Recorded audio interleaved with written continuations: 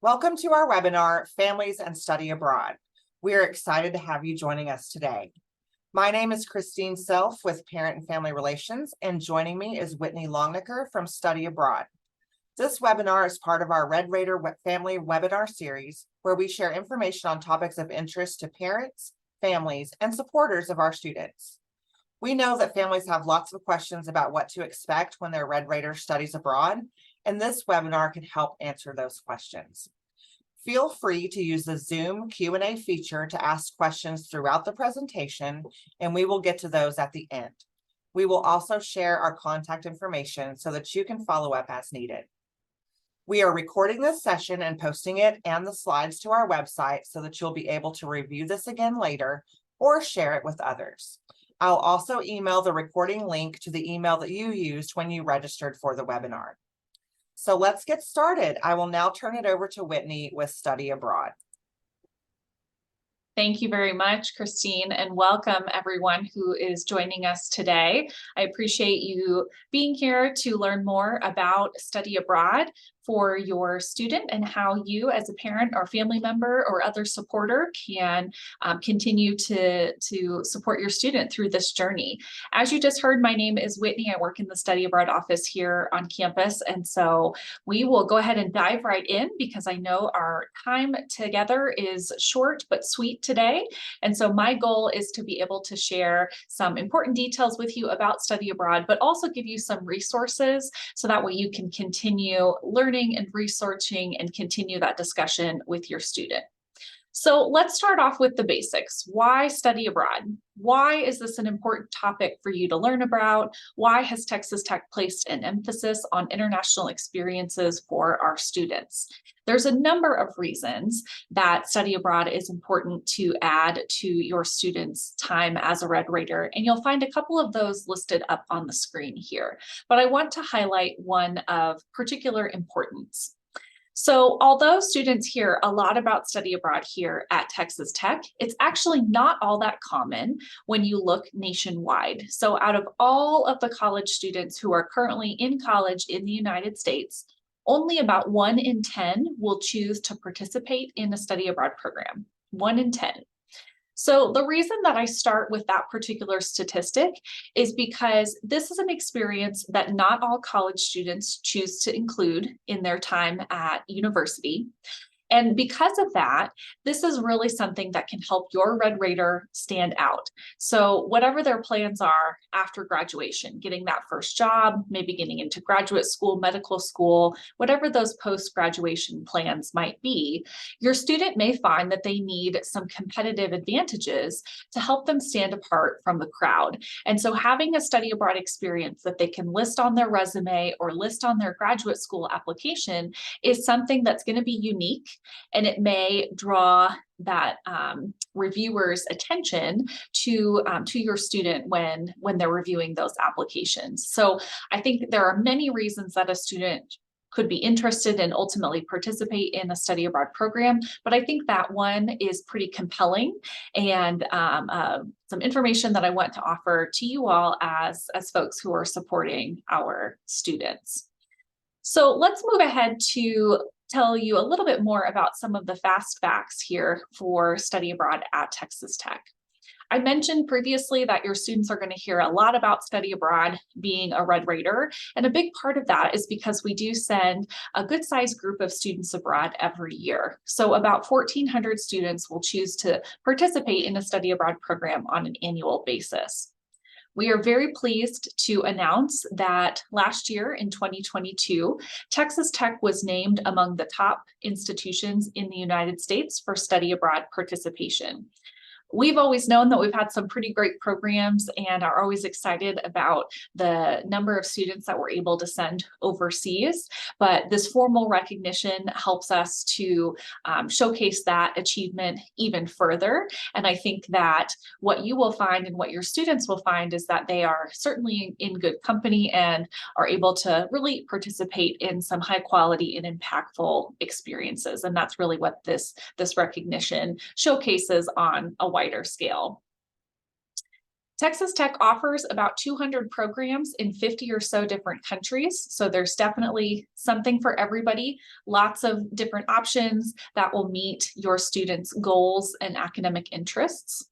We do have 2 international locations, and so I'm going to highlight those today to provide you with some examples of what a study abroad experience really looks like in the day-to-day experience and lived opportunities for students. And then finally, we'll touch on scholarships, finances, and some of those cost-related questions that you might have. But first, we need to understand, well, who is eligible for study abroad? How do I know if my student qualifies for this experience?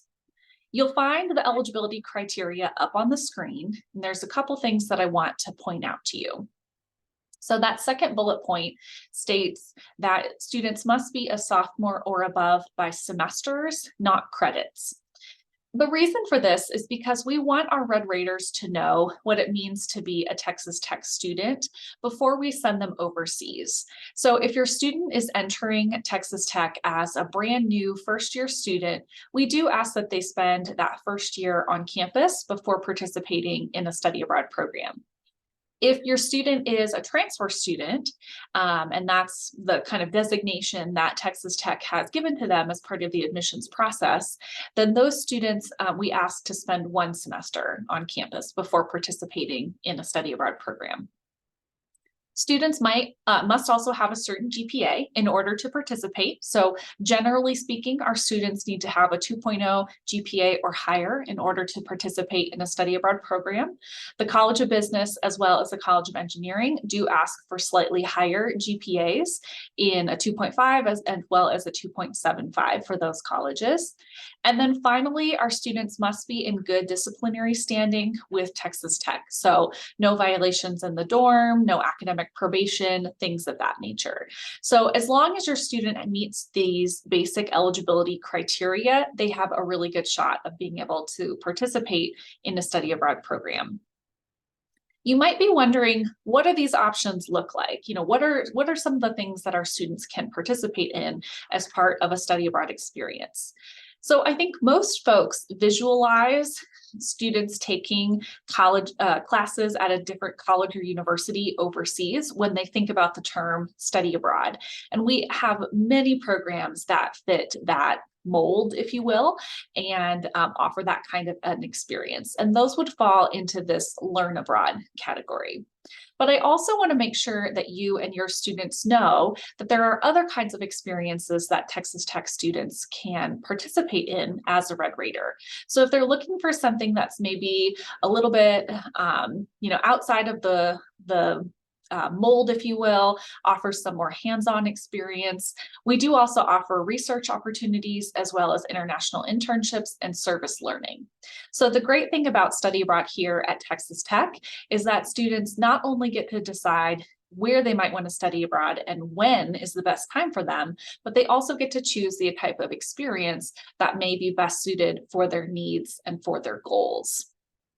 So I'd like to highlight next the 2 international centers that Texas Tech has, which are 2 options that your student has available to them as part of their study abroad experience. We'll start with the TTU Center in Sevilla, Spain.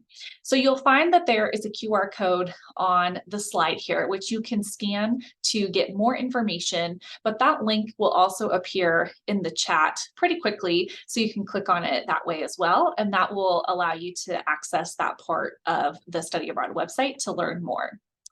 So the Texas Tech Center in Sevilla, Spain has been in operation for over 20 years. And during that time period, we have welcomed literally thousands of Red Raiders to the southern part of Spain in Sevilla as part of this experience. So we certainly have a long history of Red Raiders participation in study abroad programming in Sevilla. There are many classes offered during the semester as well as the summer. So if a student studies abroad for the semester, they are abroad for basically the same amount of time that the semester takes place here in Lubbock. So it would be for that full term. During the semester, we offer Spanish language classes as well as architecture. We have a pre-health program, and then often also an engineering program. During the summer in Sevilla, many different classes are available. So in addition to all of those options that I just mentioned, we also offer classes in math, music, history, law, public relations, anthropology, and many other fields. So what happens is that faculty who would normally teach for Texas Tech in Lubbock are traveling to Spain and spending the summer there teaching classes to students in Sevilla. So because of that and the number of faculty who are making that trek to go to Spain for the summer, we offer many, many different types of classes during the summertime. Now, for the program features, one of the really great things about that pre-health program that I mentioned is that it does offer medical shadowing. So if you have a student who is interested in medical school or another medical professional school in the future, having the opportunity to conduct medical shadowing in an international setting is, again, one of those competitive advantages that not all students are going to be able to list on their med school application. So that's a really unique experience where students get to shadow medical professionals in Spain and really kind of compare and contrast the US healthcare system with the Spanish healthcare system. We do also offer internships as well. And finally, I think the last point that really stands out about our center in Sevilla is the support that we are able to provide. So we have 4 full-time staff members who work year-round in Spain, and 3 out of those 4 staff members are Red Raiders. So they're Texas Tech alums, and they know what it's like to study and live in Lubbock for their schooling. They've done it themselves personally, and also have the experience, of course, of living in Spain. So I think that that personal perspective is really useful and means that they can truly identify with some of the challenges that students may face as they make that transition from studying in the United States to studying in Spain, and are really able to offer that personalized support to help students as they continue on with their study abroad experience. The second Texas Tech location that is available for students is Texas Tech Costa Rica. So the campus in Costa Rica has been open for about 5 years, and it's a little bit different than the programming that I just referenced in our location in Spain. So the campus in Costa Rica was opened 5 years ago to offer students from Latin America a Texas Tech education, even if they couldn't travel to the United States for one reason or another. How this plays out for our study abroad students is that Red Raiders who might normally be studying here in the United States or in Lubbock can travel and study in Costa Rica for a semester or a summer. And the cool thing about this is that we have these students from Costa Rica as well as other Latin American countries who are studying full-time in Costa Rica. And so our study abroad students are able to take classes right along their peers who are studying full-time in Costa Rica. And it really allows our students to get to know each other, and they have the opportunity to meet their fellow Red Raiders in a way that they may not otherwise have had the chance to do so. Like I mentioned, our campus in Costa Rica does offer semester as well as summer programming. And so you'll find some of the different disciplines listed on the slide here, so the different academic areas that are available. One of the unique distinctions of our campus in Costa Rica for our study abroad students is that they offer a whole host of core credit classes. So what I mean by that is that all of our students here at Texas Tech have a set number of classes that they have to take as part of the core curriculum.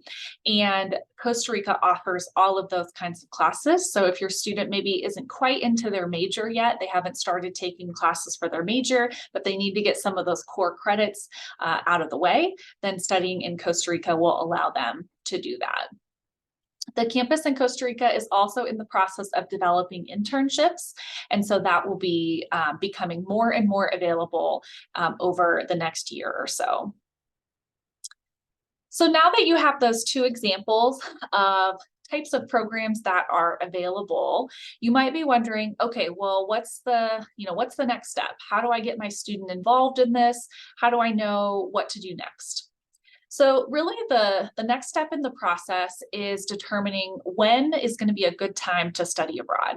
And academic advisors play a very important role in this discussion, because academic advisors on campus, they know these different degree plans and majors and minors, of course, like the back of their hand, right? They're the pros at being able to help students navigate all the classes that they need to take in order to graduate. So your student will want to meet with their academic advisor and simply tell them first they're interested in study abroad, but also have them ask, when is a good time for me to go?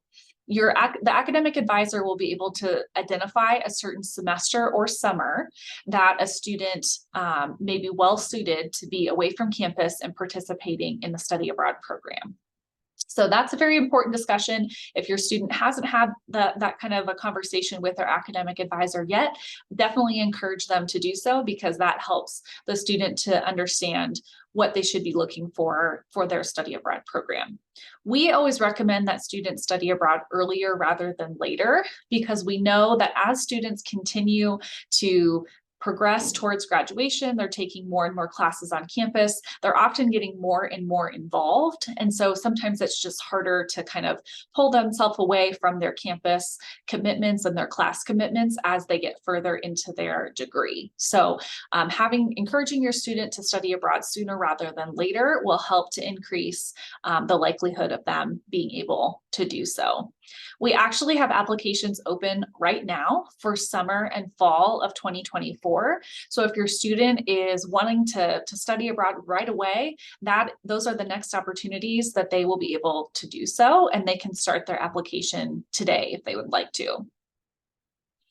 So finances, that's the next topic that we have for our time together here today. And I know that that is probably on your mind as parents and family members and other supporters of our students.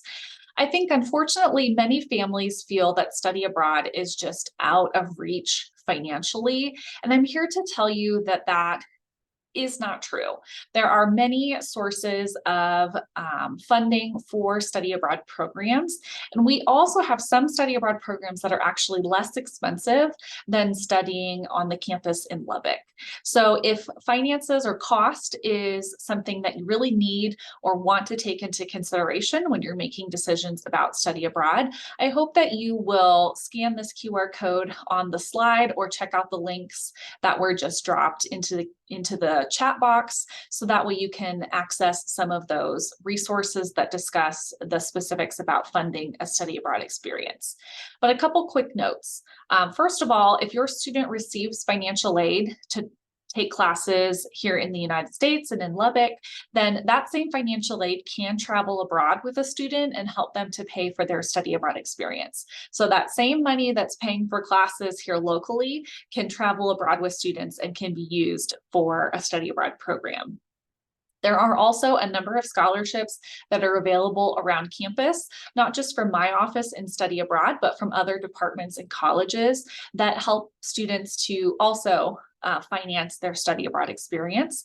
And on our website, we have a webpage that is called the Easy Guide to Study Abroad Scholarships. It's a listing of all of the scholarships that we are aware of that apply to study abroad programs, and it includes links so students can apply right from there. So I think that that's a really great resource to turn to just see more of the options that are available for funding a study abroad experience.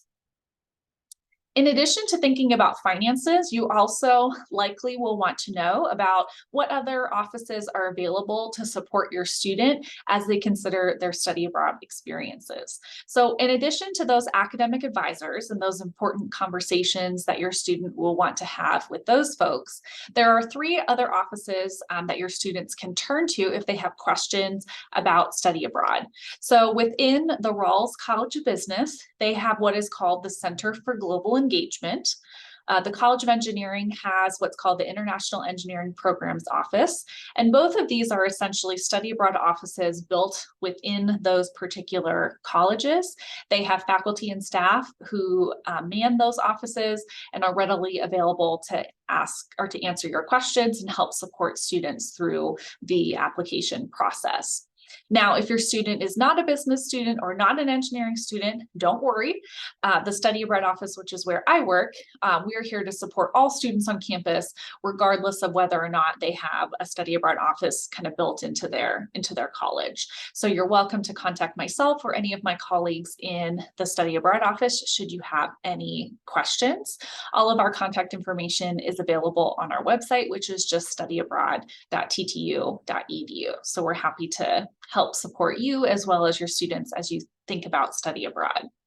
The last QR code that you find here is the section of our website that we have dedicated to parents, family members, as well as other stakeholders who might be supporting students through the study abroad journey. And so we've put together some information that's just for you, so that way you can know how to best support your student as you are thinking about study abroad.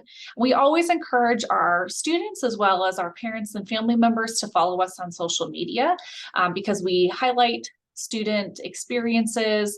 We also give updates on deadlines, scholarships, and other important things for our students to be aware of. So that's a really great way to stay connected as your student continues to learn more about study abroad and to ultimately apply and participate on their program. So I see that we have a couple questions that have popped into the Q&A. And so I think we'll leave it there for now, I should say, and maybe we can turn to the questions that you have put forward to make sure that we get those answered today. Yes, thank you, everyone. Continue to put your questions in the Q&A feature. And I'm just going to pull a couple of these and ask if Whitney would address these live. So one of them is going back to this idea of when they're eligible for study abroad. Someone asked, can a first-year student that does fall and spring at TTU enroll into the following summer program between that first year and sophomore year? Yes, they absolutely can. So students who have just entered Texas Tech as a first-year student, they are eligible to participate for the first time in a study abroad program that summer after the first year. So if your student just started this fall at Texas Tech, they could participate on a study abroad program for this coming summer, which would be summer of 2024. And another one, speaking about funding, someone asked, does the Texas Hazelwood Act and VA Chapter 35 apply to allowable funding for study abroad? So we partner very closely with the Military and Veterans Programs Office on campus, particularly when it comes to use of military funds for study abroad programs. There's some nuances to this. And so what I think I might offer today is that we would want to get in touch with your student right away to learn more about their interests and their goals for study abroad, because there are certain types of funding that can be used for certain programs and some that can't be used for certain programs. So we would want to make sure that we have an understanding of what type of military funding is being used for by that student, and then help them to identify programs where they could still use that funding in order to help pay for a study abroad. So that's one situation that's a great example of where planning early is better, because like I say, some of those nuances take a little bit of time to work through. And so having more time to have those conversations is always beneficial. I'm seeing lots of questions in here regarding timelines and deadlines for, applying for study abroad programs as well as scholarships. Can you speak a little bit about the best place for folks to find out that information about timelines and deadlines? Sure, yes. So all of our deadlines are available on the Study Abroad website. So we have a whole web page that is dedicated to our application deadlines. We do recommend that students start about a year in advance of when they would like to actually be overseas. Now, that doesn't necessarily mean that they have to start their application that early, but what I mean by getting started is start planning, having those conversations with academic advisors, start saving money, having a look at scholarship applications, that type of thing. So that kind of maybe helps to orient, okay, I want to be abroad for, spring of 2025. I need to start planning in the spring of 2024. Then I have a specific question here about when will people who have are trying to do study abroad in the spring, when will they be notified of a decision? So this coming spring semester? Yes. Okay. So our application deadline for spring of 24 programs actually was just on Monday. So those applications are currently under review, and students should know of an admissions decision in about a week or so. And then they will be able to officially commit to the program at that time, assuming they still want to participate. So those decisions will be coming out very soon.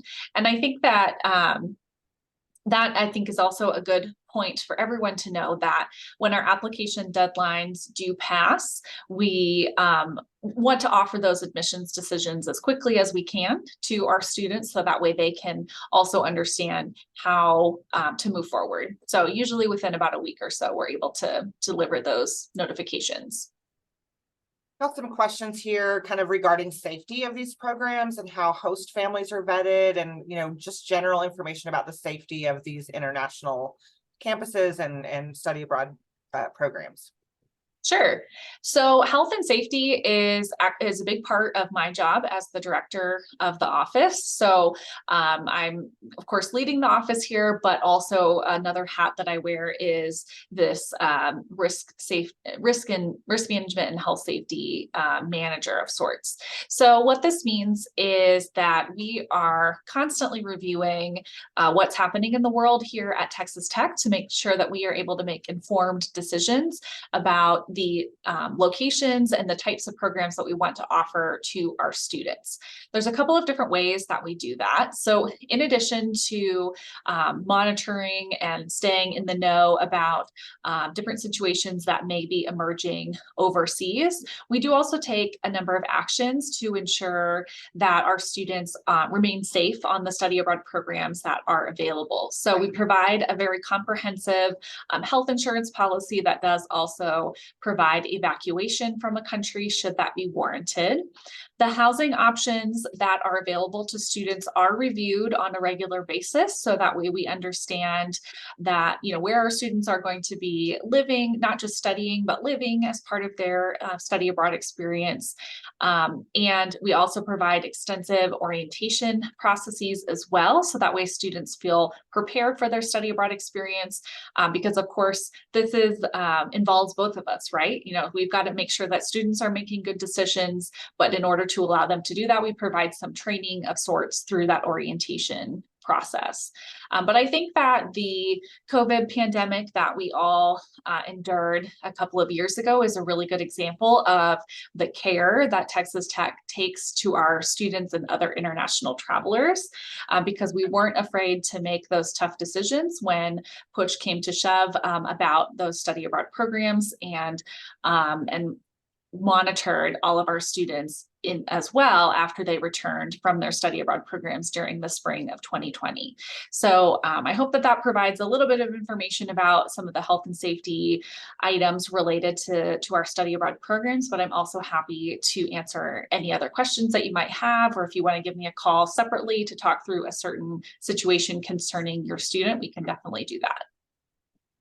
All right, we are getting low on time, but I do have 2 quick questions that I would like to do live. In the meantime, we do have a survey. We'd love to hear your feedback on today's webinar. So there's a QR code on your screen, and we'll get a link dropped in chat if you need that.